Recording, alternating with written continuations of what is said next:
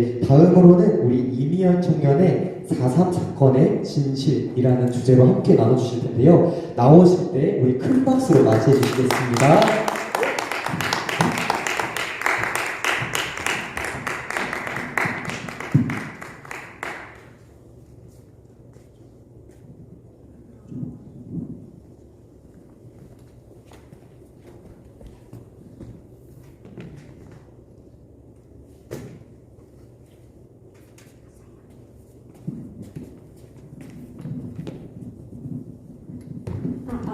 네, 안녕하세요. 저는 하나님을 사랑하고 자유민주주의 대한민국을 사랑하는 23살 청년 임희연이라고 합니다. 오늘은 4.3 사건에 대해서 나누고 싶습니다. 여러분 4.3 사건에 대해서 잘 알고 계신가요? 아니요. 네. 배경은 1948년 남한의 단독 정부의 총선거를 앞둔 시기였습니다. 그 당시 남한의 건국을 주도하는 세력들은 대부분 사회주의, 공산주의를 지지하는 세력이었습니다. 그중 대표적인 사람이 바로 남로당의 여운형과 박헌영이었습니다. 여운형은 누구이냐? 일제에서 해방되자마자 사실상 공산주의 국가를 세우겠다고 선언했던 사람이었습니다. 당시 사회 분위기는 어땠을까요? 신분 제도에서 해방된 국민들은 곧 평등한 세상이 온다며 공산주의적인 거짓 선동에 잘 현혹되어 있었습니다. 이런 상황 속에서 남한은 공산주의의 위협으로 너무나도 위험했기 때문에 이승만 대통령은 더 이상 지체할 수 없이 남한 단독 정부를 추진했어야 했습니다. 이에 1948년 4월 3일 남한의 단독 정부의 선거를 막기 위해 남로당이 무장 봉기를 일으키게 된 것이 바로 4.3 사건입니다.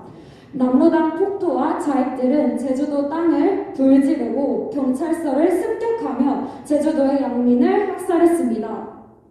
이에 대응하여 제주도의 양민들과 교회들은 남로당의 폭도에 저항하였으나 당시 남로당의 공산주의 세력은 제주도를 완전히 덮어버렸습니다.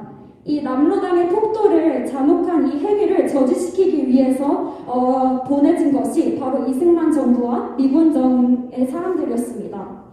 그런데 안타깝게도 남로당 폭도를 진압하는 과정에서 제주도의 많은 양민들이 희생이 되기도 했습니다. 그러나 이렇게 강제로 끌려간 제주도의 양민들은 이 폭동이 아니라 이 제주도의 도민이자 이 한 자유민주주의를 수호하려는 그런 사람들이었습니다. 그런데 이 작년 그 4.3 사건 이 출경사에서 문재인 정권은 이 제주도 땅에 무자비한 악행을 저지른 이 남로당 사람들을 향해서 먼저 꿈꾸던 자라고 했습니다. 당시 민족 분단을 사실화하는 이 남한 단독 선거에 반대하여 평화 통일을 바라봤던 민족주의적인 의거라고 했는데요. 이것은 남한 정부의 수립을 완전히 부정하는 일인 것입니다. 우리는 절대로 속아서는 안 될 줄 믿습니다. 아멘. 당시 상황은 평화 통일이 절대로 불가능했습니다. 남로당은 공산주의로 그 적화 통일이 되는 것을 말한 것이고 이것은 북한의 김일성과 소련의 스탈린에게 남한을 가져다가 바치려고 한 것이었습니다. 또한 4.3 사건은 이승만 정권과 미군정에 의해서 희생된 국가폭력의 사건이라고 하는데요. 좌파는 그 반미 정서를 끌어내기 위해서 사실을 왜곡하고 감정적인 접근을 유도합니다. 그러나 우리는 이 일이 왜 일어난 것인지 원인을 정확히 파악해야 될 줄 믿습니다. 미군정의 개입은 누구를 제압하려고 한 것이었습니까? 자유민주주의를 해체하려는 남로당과 공산주의자들을 제압하고 제주도의 땅에 있는 그 도민들을 해방하려고 했던 것이었습니다. 만일 미군정의 개입이 없었다면 제주도 땅이 공산주의 세력으로 완전히 덮어버렸을 것입니다. 저는 이번 주 수요일에 그 4.3 사건을 다룬 다큐멘터리 영화를 봤는데요. 그 제주도 출신 최초 목사님이시자 4.3 사건으로 순교하신 이도종 목사님을 다룬 영화입니다.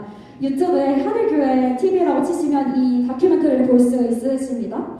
저는 이 영화를 보면서 당시 공산주의로 넘어갈 뻔한 이 대한민국의 상황에서 하나님께서 어떻게 개입하셨는지 깨달을 수가 있었습니다. 모두 다 공산주의에 현혹되어 넘어가고 있는 가운데에서 하나님께서 이 나라를 사랑하고 영적으로 분별하는 이승만 대통령을 허락하셨고 특별히 제주도 땅에서도 이도종 목사님과 또 각 지역에 우리가 미처 알지 못한 하나님의 사람들을 세우셨던 것이었습니다. 아멘. 이도종 압박과 위협에도 불구하고 나라를 지켜야 한다며 공산주의 실체를 드러내는 설교를 멈추지 않으셨습니다. 그리고 예배를 가시다가 남로당 공산주의자에 의해 생매장 당하시며 순교하셨습니다. 그러나 마지막 순간에도 자기를 죽이려는 공산주의자들에게까지 복음을 전하면서 순교를 하셨습니다.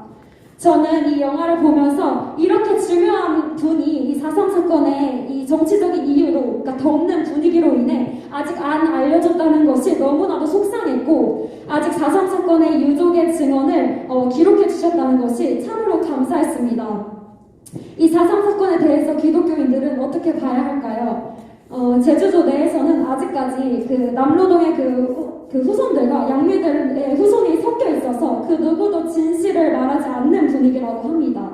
그러나 진정한 회복은 정말 이 진실이 드러나야 하고 이 말하지 못하는 자들을 위해서 우리 기독교인들이 이 진실을 말하며 도와야 할 줄을 믿습니다. 아멘. 마지막에 말씀을 나누고 마치고 싶습니다.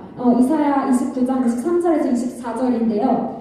그의 자손은 내 손이 그 가운데 행한 것을 볼 때에 내 이름이 거룩하다 하며 야곱의 거룩한 일을 거룩하다 하며 이스라엘의 하나님을 경외할 것이며 마음이 혼미하던 자들도 청명하게 되며 원망하던 자들도 교훈을 받으리라 하셨느니라. 아멘. 제가 역사를 공부하다 보니까 이 나라에 하나님의 손길이 안 미친 곳이 없다는 것을 깨달았습니다. 제가 이 나라에 예수님과 복음 통일을 허락하신다고 하셨는데 그 중간에 하나님께서 이 나라를 포기한 적이 있으신 것 같고 그 부분에서는 하나님 뭐하고 계셨지? 이런 의문이 있었는데요. 그런데 역사를 공부하다 보니까 정말 그 순간까지도 하나님께서 정말 알려지지 않은 한 사람 한 사람들을 통하여서 이 역사를 이뤄나가시고 이 나라에 계속해서 복음을 전하시고 이 나라 사람들을 지켜와 주셨더라고요.